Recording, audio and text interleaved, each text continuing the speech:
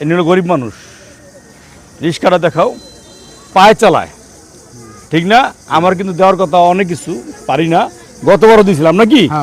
গতবারও দিয়েছিলাম। তাই আলহামদুলিল্লাহ। আমার কথা হলো যে আপনি মুসলমান না? তো মুসলমান, নামাজ পড়তে কইছিলাম, এ তো পড়েন না। যাই গেছিলেন মসজিদে গেছিলেন? কোন রাকাত পড়ছেন? জোহরের নামাজ পড়ছেন? জোহরের কয় রাকাত? 5 রাকাত।